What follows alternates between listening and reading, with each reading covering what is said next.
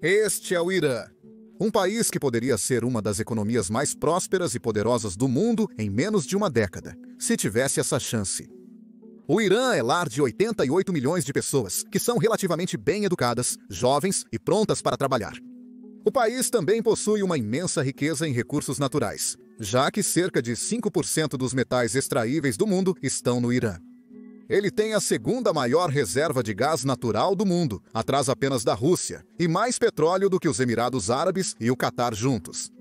O Irã também está em uma posição geográfica perfeita entre a Ásia e a Europa, com fácil acesso aos oceanos do mundo. Ele também poderia desenvolver sua infraestrutura muito rapidamente. Mesmo com todos os seus problemas atuais, as pessoas ainda têm interesse em investir no país, que já foi chamado de o último mercado emergente inexplorado. Para crescer, as economias precisam dos fatores de produção, terra, trabalho e capital, e o Irã possui todos eles em abundância. Uma população jovem e qualificada em massa, algumas das terras mais ricas e melhor localizadas do mundo e acesso praticamente infinito a capital para desenvolver indústrias rapidamente. Se o Irã realizasse todo o seu potencial, poderia ter uma produção equiparável à da Alemanha, Japão ou até mesmo dos Estados Unidos e da China. Se isso soa insano, pode não parecer tanto até o final deste vídeo. Claro, atualmente o Irã está longe desse nível de sucesso. Apesar de todas as suas vantagens, o país tem apenas um produto interno bruto de 360 bilhões, o que resulta em 4.091 dólares por pessoa. Isso o coloca no mesmo patamar que o Sri Lanka e o Líbano, que são essencialmente estados falidos, sem nenhuma das imensas vantagens em recursos naturais que o Irã tem. Claro, o Irã é governado por um governo autoritário que demonstrou pouca preocupação com o bem-estar de seu povo. Mas mesmo que não se importassem com a pessoa comum, isso ainda seria um fracasso econômico, pois não estão construindo riqueza nem para acumular no topo. Então, como o Irã passou de uma das economias que mais cresciam no mundo para o fracasso econômico que é hoje? Será que algum dia conseguirá alcançar todo o seu potencial econômico? E finalmente, por que será que seus líderes não querem isso? Depois de tudo isso, poderemos colocar o Irã no placar nacional do Economics Explained. A economia do Irã, como conhecemos hoje, realmente começou em 1979, após a Revolução Iraniana, que depôs a monarquia e estabeleceu a República Islâmica do Irã. A revolução foi uma grande surpresa para a maior parte do mundo, em grande parte porque o Irã estava indo bem antes de o conflito começar. A economia estava crescendo e as pessoas estavam ficando mais ricas. Não havia derrotas em guerras, crises financeiras ou qualquer um dos motivadores comuns para uma revolução. Claro, como tentamos deixar o mais claro possível, nosso foco aqui no Economics Explained é a economia, não a geopolítica. Mas poderia ter sido um caso de estudo muito interessante se o país não tivesse entrado em guerra com o Iraque apenas um ano depois. Entre 1980 e 1988, a economia do Irã foi totalmente dedicada a um conflito com seu vizinho. Quase todas as suas indústrias foram nacionalizadas, e o novo governo foi ainda além disso. Os bens de cidadãos iranianos que não se alinhavam com os ideais do governo foram confiscados e entregues a algo chamado Boniad, que eram organizações estabelecidas no final do regime monárquico e mantidas pelo novo governo após a Revolução. Boniad são fundos independentes que, em teoria, trabalham para fornecer serviços sociais aos mais pobres do Irã. Na prática, são enormes organizações que controlam grande parte das indústrias iranianas, recebem financiamento do governo, não precisam pagar impostos e nem sequer precisam manter registros financeiros. Elas também respondem diretamente apenas ao líder supremo do Irã, o que dá ao chefe de Estado iraniano controle direto sobre organizações que contribuem com 20% da produção do país, empregam 10% da força de trabalho e podem fazer praticamente qualquer coisa sem deixar rastros. Desde o início, esses boniades se tornaram ferramentas de corrupção. A maioria das empresas que eles administram dá prejuízo, mas isso não importa, porque ajudam a manter o controle sobre a população. Se 10% da força de trabalho depende diretamente dessas organizações, elas não vão se opor ao governo que tem controle total sobre elas. Nos níveis mais altos de influência, os boniades podem direcionar dinheiro para autoridades por meio de contratos lucrativos e empregos que nem sequer precisam ser registrados. Esse é um bom jeito de manter a elite iraniana satisfeita com o governo atual. Os boniades também podem ser usados como ameaça para manter as poucas empresas privadas existentes no Irã sob controle. Como os negócios dos bonyads não precisam pagar impostos ou sequer dar lucro, eles podem facilmente superar empresas privadas em qualquer setor em que atuam. Portanto, se as empresas privadas quiserem continuar lucrando, precisam manter o governo satisfeito. Essas operações têm sido péssimas para a economia iraniana. Além do desperdício de dinheiro e da corrupção aberta, isso tornou o investimento no Irã muito pouco atrativo, pois investidores estrangeiros temem que seus investimentos sejam nacionalizados e apropriados pelo Estado ou superados pelos bonyads, que não precisam seguir as mesmas regras. Esse é um grande problema para a economia, pois o Irã precisa de investimentos para desenvolver outros setores além dos combustíveis fósseis. Hoje, o petróleo representa 69% de suas exportações, e produtos petroquímicos são outros 20%. Depois disso vem frutas, nozes e tapetes, que não vão transformar o país em uma economia avançada. Outros países ricos em petróleo na região, mesmo os com governos igualmente autoritários, estão se esforçando ao máximo para criar setores alternativos, incentivando negócios do exterior. Os Emirados Árabes desenvolveram cidades gigantescas e infraestrutura de transporte para atrair turistas e empresas do mundo inteiro. O Catar gastou bilhões de dólares para sediar a Copa do Mundo e exibir o progresso que havia feito, com graus variados de sucesso. E até a Arábia Saudita, um país com suas próprias complicações geopolíticas, está investindo muito dinheiro em megaprojetos que provavelmente são insensatos do ponto de vista da engenharia e do planejamento urbano, mas que vão ajudar o país a atrair muitas empresas interessadas em participar, ainda que minimamente, desse enorme esforço de estímulo econômico. Já o Irã está completamente satisfeito em manter seus bonyads anticompetitivos, mesmo que isso prejudique a economia, porque quem decide não se importa de verdade. O pequeno grupo de elite iraniana, que se beneficia do controle absoluto do governo sobre o país, é suficientemente rico para que o crescimento econômico geral não faça diferença. Muitas dessas famílias nem vivem mais no país. Então a economia só importa para eles no quanto podem tirar do sistema corrupto existente. Uma população mais rica tem mais capacidade para ativismo político. Uma população pobre também tem menos probabilidade de exigir salários mais altos das empresas estatais de petróleo e dos bonyads, o que poderia reduzir seus lucros. Por isso, há pouco incentivo para buscar desenvolvimento econômico se isso significar perder o controle sobre uma das maiores reservas de petróleo do mundo. Mesmo se os economistas desconsiderassem o impacto da corrupção por interesse próprio, muitos desses sistemas estão profundamente entrelaçados com a teocracia do país. O fato de também empregarem muita gente faz com que, apesar dos problemas, essas organizações ainda sejam bastante populares no próprio país. Os bonyads também são organizações semi-religiosas e, entre movimentar dinheiro, de fato fazem algum bem para os pobres, mas também acabam trazendo muitos problemas ao país. Como muitas dessas organizações têm pouquíssima fiscalização e clérigos religiosos em seus cargos mais altos já foram flagradas várias vezes financiando grupos militares com alvos internacionais.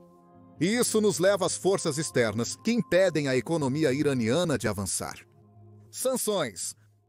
Sanções são restrições econômicas impostas sobre comércio e fluxos financeiros para países ou organizações por razões políticas, militares e sociais.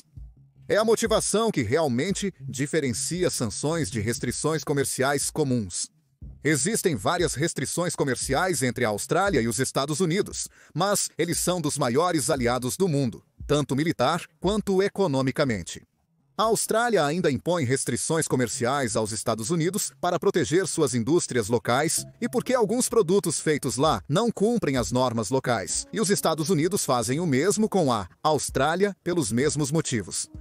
Se, no entanto, os Estados Unidos dissessem que a NFL é mais radical do que a NRL, a Austrália poderia impor sanções econômicas ao país até que eles retirassem oficialmente essa declaração. As sanções podem variar de não comprar certos produtos de um país até bloquear todas as importações, exportações e fluxos financeiros, além de confiscar ativos estrangeiros e incentivar aliados a fazer o mesmo. O objetivo é paralisar a economia do país para que eles percam a capacidade de continuar uma guerra, sejam obrigados a cumprir os termos dos países que impõem as sanções ou que sua própria população se canse da queda na qualidade de vida e force mudanças internas. Sanções são muito mais eficazes quando o país ou grupo de países que as impõe é um bloco comercial maior do que o país alvo dessas sanções. No exemplo em que a Austrália impõe sanções aos Estados Unidos, eles provavelmente nem perceberiam porque a Austrália é uma economia comparativamente insignificante. Mas se os Estados Unidos impusessem sanções à Austrália, provavelmente isso destruiria nossa economia. Sanções vindas dos Estados Unidos tendem a ser muito mais assustadoras para os países-alvo. Eles podem bloquear o acesso a redes de pagamento e tornar reservas estrangeiras praticamente inúteis, já que controlam a moeda de reserva do mundo. Os Estados Unidos também têm muita influência sobre outros países, que seguem sua orientação em sanções para implementarem as suas próprias. Foi isso que aconteceu com a invasão russa à Ucrânia, e hoje empresas russas, indivíduos russos e a própria Rússia estão sancionados por dezenas de países.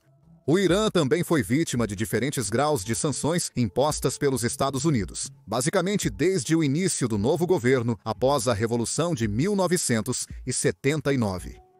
7 meses após o estabelecimento do novo Estado, ocorreu a crise dos reféns iraniana, onde 52 diplomatas e cidadãos dos Estados Unidos e do Canadá foram capturados após a tomada da embaixada em Teherã. Em resposta a essa agressão, o Estado foi colocado sob embargo comercial e ativos estrangeiros no valor de 8,1 bilhão de dólares foram confiscados.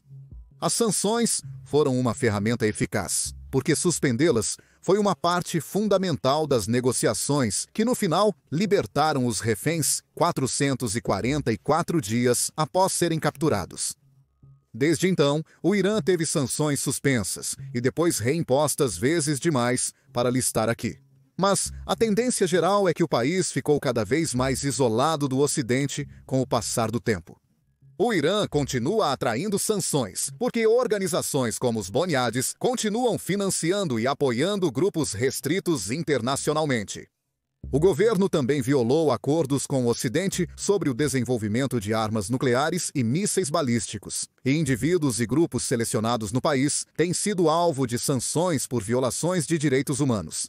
Mais uma vez, neste canal nosso foco é economia, não geopolítica. Então, não vamos entrar no debate se essas sanções foram justificadas, mas o que não está em debate é como elas arruinaram qualquer chance de a economia iraniana alcançar todo o seu potencial. Antes da invasão russa à Ucrânia, o Irã era o país mais sancionado do mundo, superando até a Coreia do Norte. As sanções tiveram um impacto profundo na economia iraniana.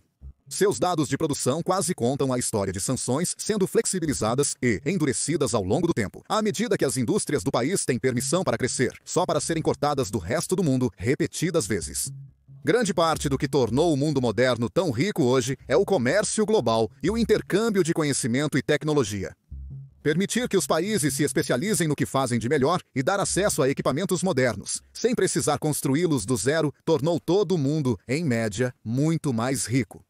Ser isolado desse intercâmbio, eventualmente, faz um país voltar a operar sua economia como se ainda estivesse na década de 1920. Há muitos debates sobre a efetividade das sanções em países como a Rússia, mas, puramente do ponto de vista de quanto dano econômico causam, é claro, ao olhar para países como o Irã, que elas funcionam, especialmente ao longo de tempo suficiente. A parte mais decepcionante de tudo isso é que o Irã poderia ser uma verdadeira superpotência econômica. Em 2012, o Irã tinha um produto interno bruto de 644 bilhões, quase 6 vezes o que era uma década antes. Agora, uma década depois, seu produto interno bruto é metade disso por causa de todos os problemas que exploramos neste vídeo. Mas com uma boa gestão econômica, não há razão para que não continuasse crescendo nesse ritmo por muito tempo. Entre 2000 e 2012, ainda havia sanções do Ocidente, mas os bloqueios iam sendo suavizados aos poucos em troca de acordos sobre desenvolvimento nuclear e outros tipos de supervisão. Os negócios estavam se desenvolvendo, mas ainda enfrentavam desafios, principalmente por corrupção, um sistema bancário ineficiente e concorrência desleal de empresas estatais e boniades. A força de trabalho estava sendo utilizada de forma mais eficiente, mas, ainda assim, mais da metade da força de trabalho potencial era massivamente subrepresentada, pois é extremamente difícil para mulheres conseguirem emprego no Irã. Isso é especialmente trágico porque a maioria da força de trabalho, incluindo as mulheres, é muito educada no país e poderia ser extremamente produtiva se tivesse a oportunidade. Mesmo com todos esses desafios ainda presentes, o Irã atingiu o auge sendo a 15ª maior economia do mundo.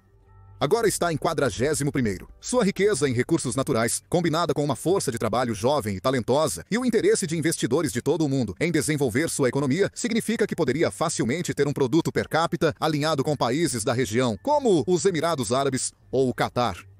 Considerando que é uma economia muito maior e mais populosa no geral, se conseguisse atingir esse nível de produção individual, poderia ter um produto interno bruto tão alto quanto 5 ou 6 trilhões de dólares.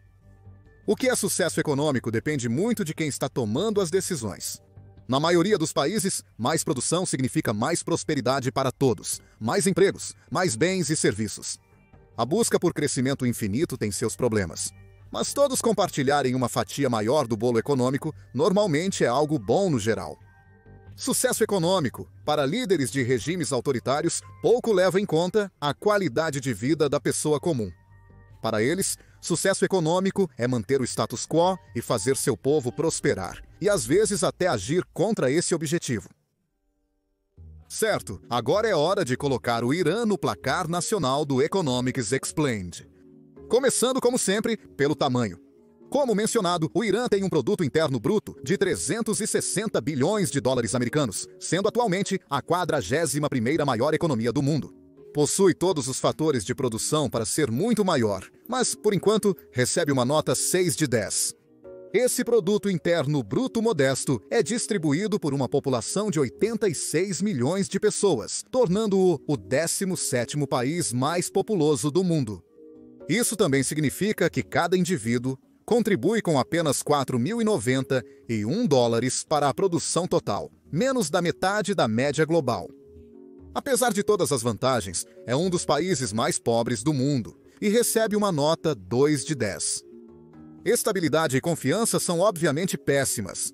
O país é continuamente alvo de sanções e qualquer investimento feito no Irã tem grandes chances de ser confiscado ou superado por uma entidade semi-governamental que não precisa seguir as mesmas regras que todos os outros. O Irã também depende fortemente da riqueza de recursos naturais e basicamente não fez nada para diversificar suas receitas internacionais. O país recebe nota 1 de 10. A única forma de pontuar menos seria se estivesse em uma guerra civil ou territorial ativa. O crescimento também foi decepcionante. Do início do novo milênio até 2012, o Irã era uma das economias que mais cresciam no mundo. Mas desde então regrediu, e agora tem metade do tamanho que tinha uma década atrás. Recebe nota 0 de 10. Por fim, indústria. Devido às sanções, boniades e a um ambiente de negócios geral ruim, é muito difícil para empresas operarem de forma eficaz no Irã. O país tem um grande setor de serviços, mas isso pouco significa por si só, já que no fim das contas ainda depende de vender petróleo e outros recursos naturais. Felizmente, se existe algum país que pode se dar ao luxo de depender da riqueza em recursos naturais, é o Irã, pois tem muito disso. Assim, o país recebe nota 5 de 10. Somando tudo, isso dá ao Irã uma média de 2,8 de 10, o que o coloca bem aqui embaixo no placar nacional do Economics Explained.